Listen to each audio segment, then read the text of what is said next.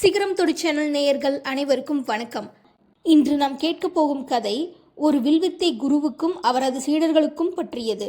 இந்த கதை நம் வெற்றியை சிதறடிக்கும் 3 பொதுவான தவறுகளை அடையாளம் காட்டுவதோடு மட்டுமல்லாமல் நம் கவனத்தை எப்படி ஒரே புள்ளியில் ஒருமுகப்படுத்தி இலக்கை அடைய வேண்டும் என்பதற்கான சக்தி வாய்ந்த பாடத்தையும் கற்றுத்தருகிறது.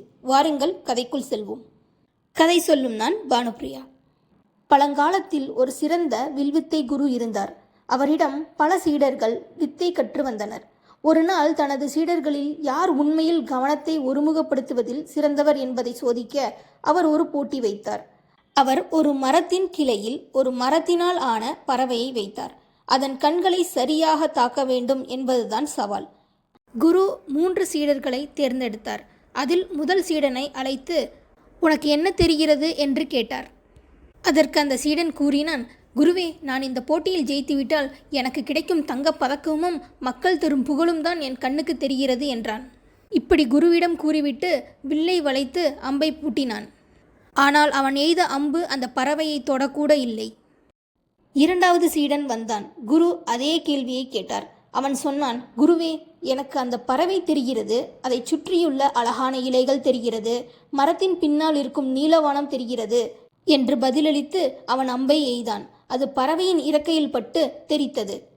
3வது சீடன் வந்தான். அவன் திறமையானவன்தான். ஆனால் கடந்த முறை ஒரு போட்டியில் தோற்று போயிருந்தான். குரு கேட்டார், "உனக்கு என்ன தெரிகிறது?"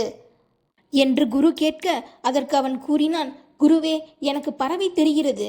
ஆனால் கடந்த முறை நான் தோற்றது போல இப்போதும் தோற்றுவிடுவேனோ என்ற பயம்தான் என் கைகளை நடுங்கச் செய்கிறது" என்று கூறிக்கொண்டே அவன் அம்பு எய்தான்.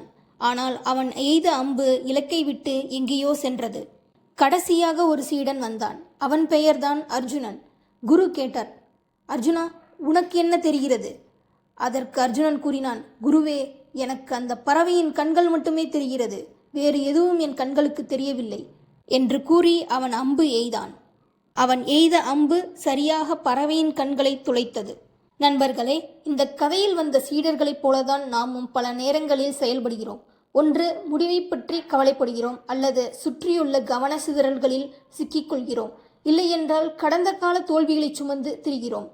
ஆனால் வெற்றி என்பது அர்ஜுனனைப் போல எதை பற்றியும் கவலைப்படாமல் உங்கள் இலக்கை மட்டும் பார்ப்பதில் இருக்கிறது. உங்கள் கவனத்தை சிதறடிக்கும் அந்த 3 தவறுகளை இன்றுடன் தூக்கி எறியுங்கள். 1, ஒரே நேரத்தில் பல வேலைகளை செய்யாமல் கையில் இருக்கும் ஒரே ஒரு வேலையில் மட்டும் முழு மூச்சாக ஈடுபடுங்கள். 2வது, பிறரது விமர்சனங்களில் உங்களது கவனத்தை செலுத்தாமல் உங்கள் இலக்கை அடைவது மட்டும் உங்களது நோக்கமாக இருக்கட்டும். 3வது, என்னால் முடியுமா என்ற கடந்த கால தோல்விகளை நினைத்து வருந்தாமல் இம்முறை முயற்சி செய்து பார்க்கிறேன் என்று முன்னேறுங்கள். வெற்றி உங்களுடையது. இந்த கதை உங்களுக்கு பிடித்திருந்தால் இந்த கதையை பற்றின கருத்துக்களை எங்களுக்கு கமெண்ட் பாக்ஸில் தெரியப்படுத்துங்கள். உங்களைப் போலவே வெற்றிக்காக போராடும் உங்கள் நண்பர்களுக்கும் இந்த வீடியோவை பகிருங்கள். இது போன்ற வாழ்வை மேம்படுத்தும் கதைகள் மற்றும் தகவல்களுக்கு நமது சேனலை சப்ஸ்கிரைப் செய்ய மறவாதீர்கள். மீண்டும் ஒரு சுவாரஸ்யமான கதையோடு உங்களை சந்திக்கிறேன். உங்கள் கனவுகள் நனவாகட்டும், உங்கள் கவனம் வெல்லட்டும். நன்றி.